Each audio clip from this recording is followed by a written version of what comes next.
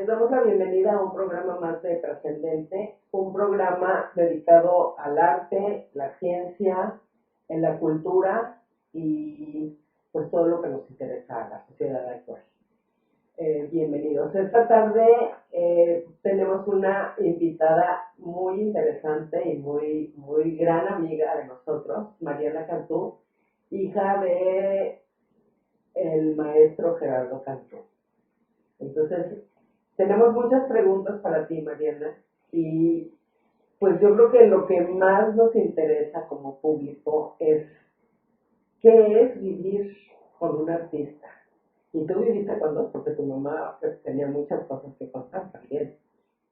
Gracias, Laura, por la invitación. Estoy muy agradecida. Y bueno, no estoy muy acostumbrada a este tipo de entrevistas porque hasta hace poquito, pues mi vida era bastante más normal, ¿sí? Porque mi papá vivía. Y mi papá era el que se encargaba, pues, de todas sus entrevistas y de toda su promoción cultural y su promoción artística. La pregunta tuya es muy simpática porque dice, ¿qué es vivir con un artista? Pues vivir con un artista no solamente era yo vivir con un artista, era vivir con mi papá. Que a lo mejor a veces hasta el arte pasaba a segundo o tercer plano, porque era básicamente pues una relación muy íntima de padre, de abuelo, de todo eso, ¿sí? Y básicamente, y pues no sé qué más, ¿qué quieres que te cuente? Como, bueno, obviamente, porque conozco a tu familia muy de cerca y porque fuimos grandes amigos, Gerardo y yo, pues yo sé que tú y tus hermanos tienen grandes habilidades artísticas y creativas y todo lo que tenga que ver con el arte. Entonces, es hasta dónde tu papá les incentivó ese hacer por el arte o no, o de dónde viene la influencia, además de la facilidad, claro. Pues yo creo que la facilidad se hereda, como dicen, hijo de tigre pintito, ¿cierto? Eso es básicamente una cosa que creo que tal vez genética. Pero mi papá era puro arte y mi mamá también, como tú lo mencionaste ahorita. Entonces, imbuidos en ese ambiente, para nosotros era lo más natural. O sea, que vivir entre pinceles, entre pinturas, entre artistas, entre visitas, entre exposiciones y todas esas cosas, para nosotros era una cosa del día a día. Y yo me acuerdo de cuando yo tenía aproximadamente 6 años, me dijeron, bueno, ¿y tú qué vas a hacer cuando seas grande? Esas preguntas que le hacen a los niños cuando son chiquitos, que apenas están jugando y ya le están preguntando qué responsabilidades van a adquirir cuando sean grandes. Yo nunca dudé, yo dije, yo voy a ser pintora como mi papá, ¿sí? No dije que iba a ser escritora como mi mamá, yo dije que iba a ser pintora como mi papá. Y mi papá, pues eso era para una cosa, cuando yo nací en Cuba y yo llegué a México a los 2 años. Eso fue un periodo de transición muy traumático porque para un bebé, porque era un bebé, un cambio de país puede ser muy, muy fuerte. Pues yo me acuerdo que mi papá, porque ya a partir de ese momento yo tengo memoria, mi papá me sentaba en su banco al lado de su respirador, donde él tenía sus dibujos, donde tenía sus papeles, donde tenía sus lápices, donde tenía sus pinceles, donde tenía sus plumas, y él me decía, hágale, pinta. Bueno, para mí eso era completamente normal, yo cogía y nos poníamos a dibujar, a pintar. Ay, él le encantaba eso, ¿sí? Entonces, así empecé a pintar, desde que tuve posibilidad de usar un lápiz, ¿no? Y mi mamá se admiraba porque yo era muy chiquita y sí podía coger el lápiz fácilmente. Hay niños que no lo cogen tanto. Y pues ahí eso fue muy normal, pintar. Mis hermanos también. O sea, eso era, yo soy la hermana mayor, después nació mi hermano Alejandro y luego nació mi hermano Miguel Ángel. Y los tres siempre ha sido, para nosotros fue una cosa muy normal, del día a día. del día a día. ¿Qué quieren? Estoy aburrido, venga, que yo le voy a enseñar a grabar, ¿sí? Bueno, no, ay, papá, y cuando era adolescente, ay, necesito dinero, venga, yo la pongo a grabar y le pago dinero. Padre. Sí, y bueno, en todos esos eventos familiares, porque mi mamá pues era cubana y formaba parte de un grupo de cubanos que se llamaba Asociación Cultural de Cubanos Residentes de México, y siempre fomentaban pues los eventos culturales para apoyo a Cuba y al bloqueo. Entonces pues siempre estábamos en esos eventos y hacíamos collage y hacíamos carteles y hacíamos figuras para, para las manifestaciones que a veces teníamos que hacer. México y Cuba siempre han tenido unos lazos Unidos. muy unidos entre los ciudadanos, ¿verdad? Porque ya hablar de gobiernos es Eso es otra cosa, pero escribir la conversación a la base. sí. Entonces, oye, y alguna, yo sé por ahí, alguien me contó de una anécdota muy divertida, donde hay los trazos de un pequeño niño o niña en un cuadro de Gerardo Cantú. Sí, esa fui yo, así, porque mi papá estaba haciendo una exposición que se llamaba, ¿cómo se llamaba? La de la primavera, ay, se me olvidó el nombre. Beso robado en primavera. Y ese dibujo, pues lo estaba haciendo en grande, en caballete, y yo simplemente me puse al lado de él, tenía aproximadamente 6 años, y me puse a hacer flores, ¿sí? Entonces al principio mi papá dijo, a ver, no, no, no, no, no, quítate de aquí. Pero luego se dio cuenta de que las flores estaban muy bonitas. Entonces dijo, ay, sí, está bien, entonces dejémosla, haz otras dos. Y ahí, en ese cuadro. Y mis hermanos participaron en su infancia también en los murales. Yo ya estaba más adolescente y ya estaba interesada como en tener novios y en otras cositas, y mis hermanos todavía eran más, pues eran pequeños. Entonces mi papá se los llevó a Monterrey y cuando mi papá empezó con la época de los murales, entonces los llevó a pintar murales y los ponía a pintar. Fíjate que tu papá fue, pues, ¿qué te puedo yo decir? Además de gran amigo, fue un gran maestro. Y siempre fue muy gran maestro, tuvo muchos alumnos también. Fue un gran director de escuela Del taller de del experimentación taller de plástica. experimentación plástica.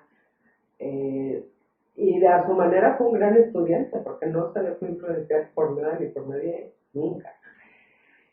Sí, no sé si él siempre fue un gran estudiante, porque o sea, en los dos estudios que él tiene, uno en la Ciudad de México y otro aquí en Monterrey, tiene una gran biblioteca de arte, de pintores.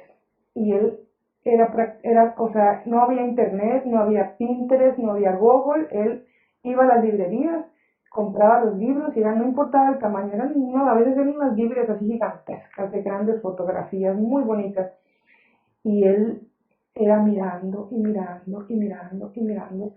Y él sí, era, como tú dices, un gran admirador de la obra de los grandes pintores. Y como tú dices, él nunca se dejó influenciar por las tendencias.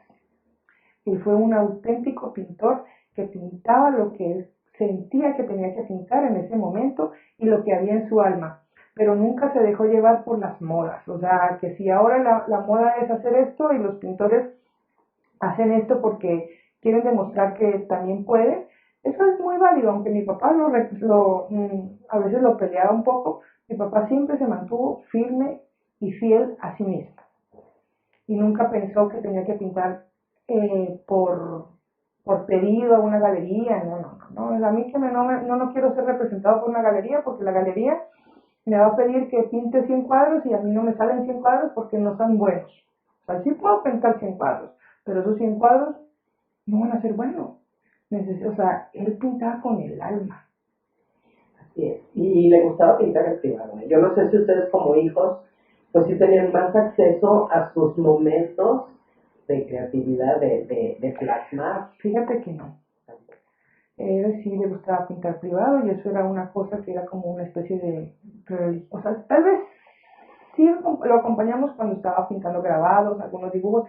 Él pintaba todo el tiempo, pero a la hora de él era lo que estaba anoche o esta mañana estaba pensando que mi papá era un hombre extremadamente disciplinado que se autoempleó, ¿sí? Pero para poder ser autoempleado tiene que tener una rigurosa disciplina y él la tenía. Él se levantaba por la mañana, hacía su rutina diaria de aseo, desayuno, etcétera, etcétera, y a las 9 de la mañana, 9:30, subía a su estudio y no recibía llamadas, o sea, era medio, obviamente uno es flexible, pero él desde que nosotros éramos niños, ella subía a su estudio a trabajar y nosotros pues íbamos a la escuela y él estaba en silencio con su música, con su trabajo y después bajaba a almorzar, a comer y luego subía otra vez, ahí atendía visitas, atendía teléfonos, eh, pero sí era muy riguroso y mi mamá no nos dejaba subir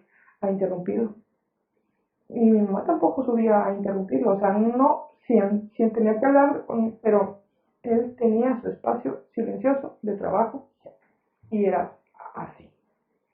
Era muy, muy, muy, pues para nosotros era normal, pero ahora que yo soy adulta me doy cuenta de uno de los éxitos que ha tenido, o sea, uno de los grandes aciertos es que fue un artista muy trabajador, nunca paró de trabajar, disciplinado, siempre subía a su estudio, aunque no dibujaba, no sabíamos si no dibujaba o no, pero siempre subía a su estudio.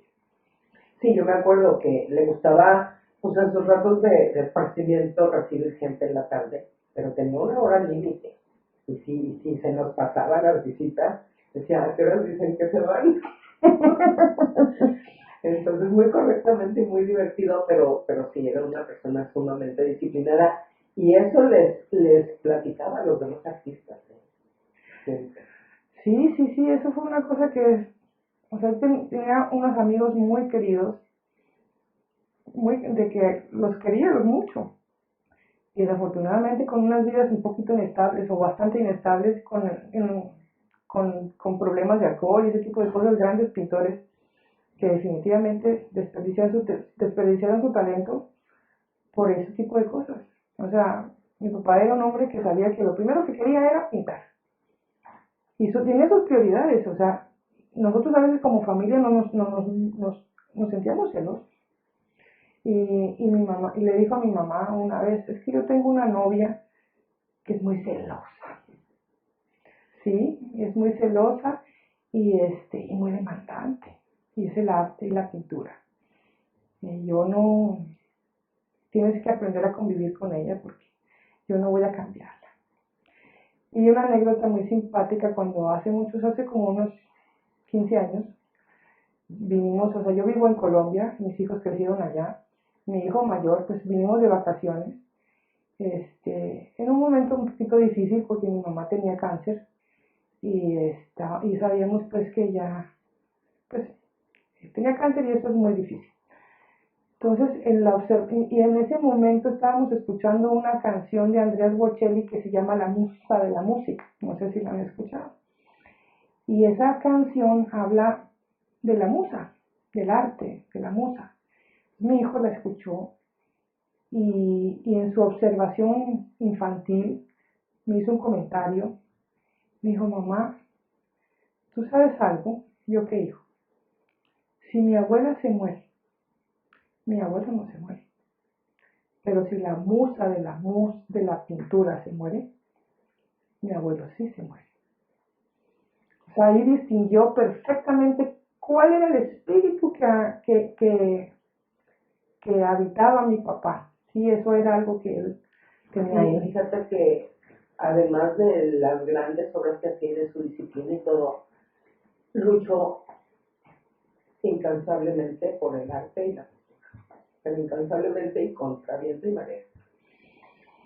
Entonces, ya después platicaremos de eso. Ahora lo que me interesa es de tu obra, porque pues pronto vamos a tener una exposición tuya y mucha gente desconoce de ti porque viviste en Colombia, entonces raras veces venías de visita, bueno, no raras, bastante frecuente, pero en este momento, que ya no está Gerardo, pues están ustedes y también con una vida y con un arte que enseñar. Entonces me gustaría que me platicaras un poquito de tu vida desde Colombia y pues todo lo que acontece contigo. Sí, claro. Bueno, para empezar, ser hija de un artista y ser un gran artista es bien difícil, ¿sí? Porque la gente siempre te está comparando, ¿sí? Es complicado.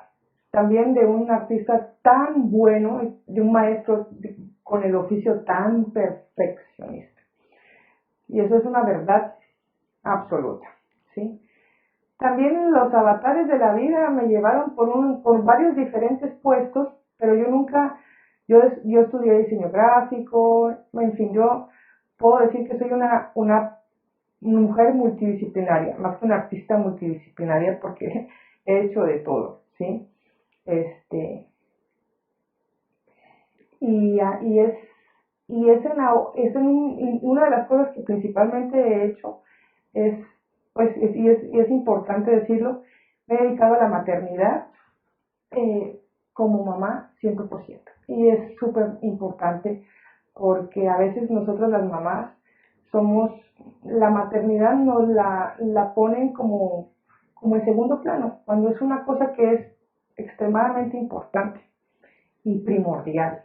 Tener unos hijos sanos, con buenos valores y que estén emocionalmente estables, ¿sí? O por lo menos eso es una de las cosas que para mí era extremadamente importante. Y paralelamente, como artista, he estado trabajando, pero no con la intensidad que mi papá tenía, o sea, porque el compromiso que tenía mi papá era muy grande, ¿sí? Entonces, como mujer, muchas veces eso, como mujer, como hija de artista y como madre, la profesión la deja uno como a un lado, aunque otras mujeres no lo hacen, ¿cierto? Pero yo lo hice así. Entonces ahora con el nido vacío, se puede llamar, cuando los hijos ya están grandes y se van, yo me quedé como, ¿y ahora? Ya no tengo para quién vivir. ¿Y ahora qué hago? Ahora tengo más tiempo, ¿cierto? O sea, ahora las prioridades las prioridades cambian de tamaño, ¿sí? Y yo empiezo a pintar otra vez. Entonces, yo era muy susceptible también a la crítica sobre todo de mi papá. Entonces yo a veces pintaba y le mostraba a mi papá y a mi papá no le gustaba. Ay, entonces yo dejaba de pintar. ¿Sí? Y tengo que decir la verdad, porque eso es más que la verdad. Hasta que un día dije yo, recordando un poco el gusto que yo tenía por pintar, hubo un evento infantil cuando del Día de la Madre, y estaba yo en primero de primaria, y salieron los, los plumones por primera vez, ¿sí? Y yo era enamorada y fascinada pues con ese material. Yo decía, pero ¿qué es esta maravilla? ¿Sí? Entonces insistía a mi mamá que me comprara unos plumones. Finalmente me compró los plumones y yo hice un dibujo. Y fue un dibujo para el Día de la Madre donde hice yo un castillo y entonces y era una mamá y una niña y eran fuegos artificiales y cosas así, ¿no? Entonces a mi mamá le encantó el dibujo y pues yo lo llevé a la escuela porque era una tarea. Y entonces mi mamá, pusieron un pizarrón en la sala, en la escuela, en una sala de la escuela, y mi mamá decía, pero es que ese dibujo es tan bonito que ¿por qué a mi hija no lo pusieron ahí? Entonces la maestra fue y le preguntó a la maestra, o sea, ¿por qué no pusieron ese dibujo? Y entonces la maestra le dijo, no, es que ese dibujo fue a un concurso de la delegación, ¿sí? Ah, bueno, ok, bueno, está bien. Fue a un concurso de la delegación porque está muy bonito. Ah, bien. Día de las Madres a las 12 de la noche, sin que nadie supiera, suena la puerta, ta, ta, ta, ta. Y mi papá, así, en calzoncillos y camiseta, se fue a abrir la puerta. ¿Qué hubo? ¿Qué pasó? Dice, no, aquí vive la niña Mariana Cantú. Y dice mi papá, sí, ¿por qué? Dice, es que se ganó un concurso de la delegación por pintar y el premio es una serenata al día, a la mamá, con mariachis a la mamá. Entonces abrieron la puerta y entraron los mariachis y le pusieron una serenata a mi mamá porque yo me había ganado un premio de dibujo por los plumones. Ay, qué bonito. ¿Y tienes? Entonces, pues yo medito, yo pienso, yo trabajo interiormente y yo dije, bueno, si mi material principal con el que yo me fasciné cuando era niña, ¿por qué no lo voy a seguir trabajando? Entonces inicié a un lado montones de técnicas, montones de teorías, montones de cosas y me compré un arsenal de dibujo, de plumones.